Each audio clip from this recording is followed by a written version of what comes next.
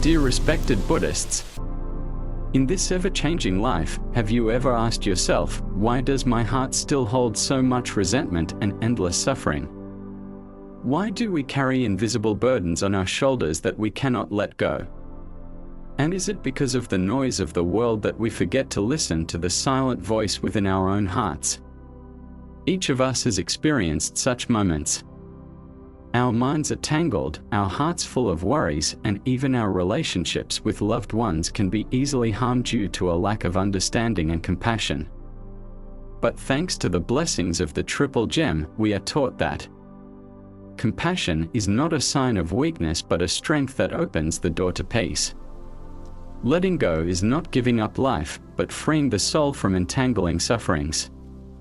Living simply is not poverty but knowing sufficiency and treasuring what we have.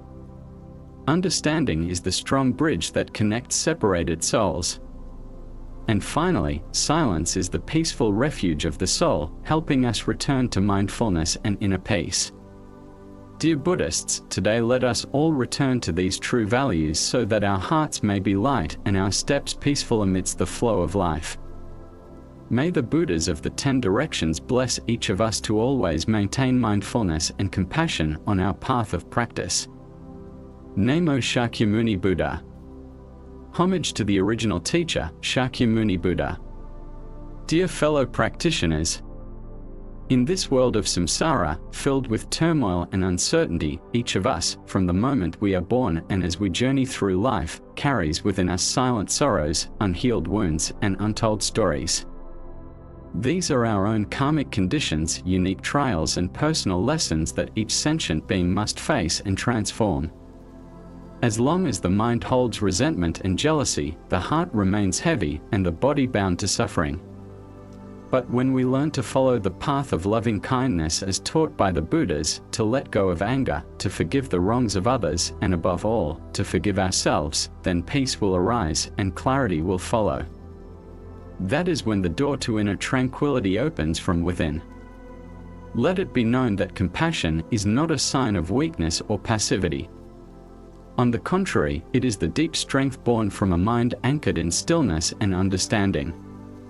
It is the fruit of diligent practice, mindfulness, and insight over time. One who is truly compassionate possesses wisdom, concentration, kindness, and equanimity. They are not swayed by the storms of life, by praise or blame, or by the dualities of gain and loss, right and wrong. In the Dhammapada, the Blessed One taught, hatred does not cease by hatred. Hatred ceases only by love. This is an eternal truth.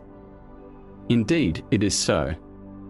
When we know how to use loving kindness to dissolve hatred, to make compassion the vehicle for engaging with the world, we are not only saving others, but also liberating ourselves from the vast ocean of samsaric suffering.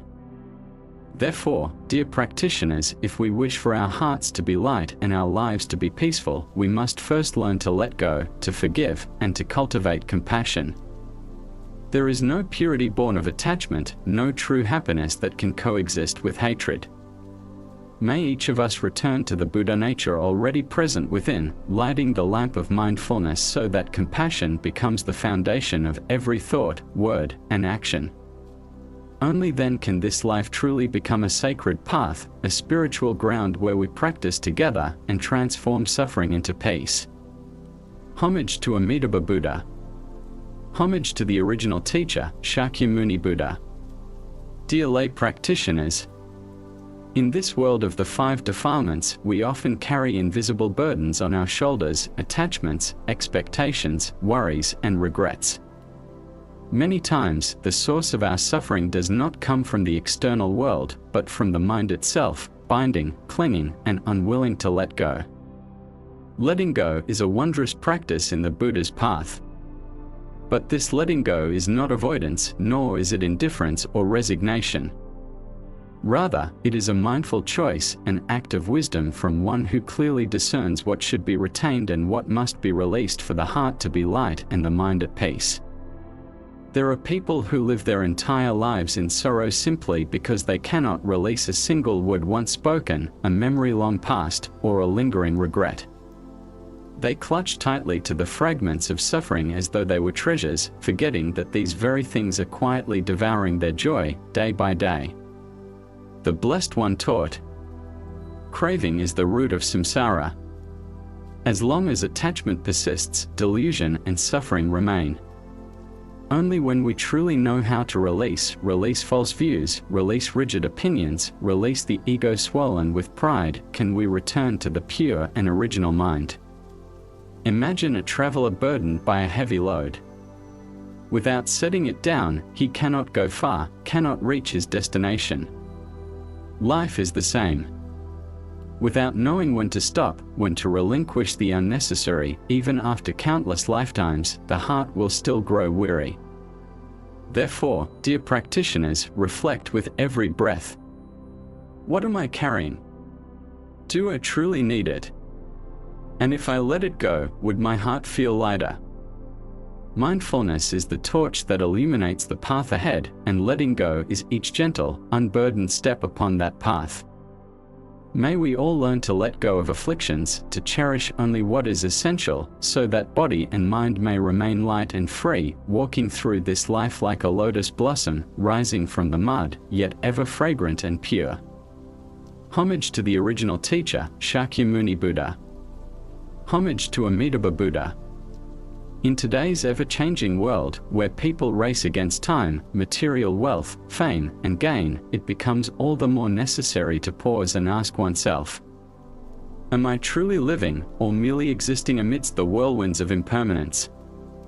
There is a profound truth that every practitioner should engrave in their heart. True happiness does not come from grand achievements, but is found in simplicity and stillness. A warm cup of tea in the early morning, a gentle breeze passing by the temple veranda, a kind smile from a loved one, these are subtle, wondrous Dharma flavors that a calm mind can fully appreciate. Living simply is not about poverty, but about contentment, knowing enough, and being satisfied with what one has, without chasing after endless desires born of ignorance. The Buddha taught, one who knows contentment will feel happiness even when lying on the ground. One who does not know contentment will be discontent even in heaven.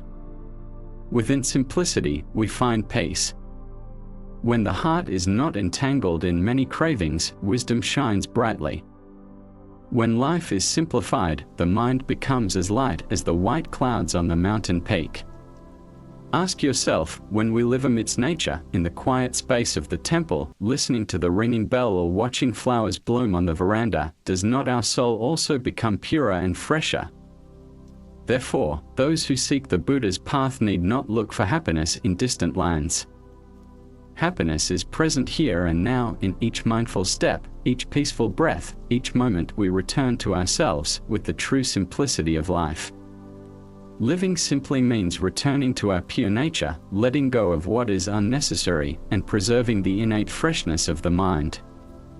May all practitioners learn to slow down, to live more deeply, so that in every ordinary moment we may realize a wondrous truth. Happiness is nowhere far away. Happiness is here and now. Homage to the original teacher, Shakyamuni Buddha. Homage to the original teacher, Shakyamuni Buddha.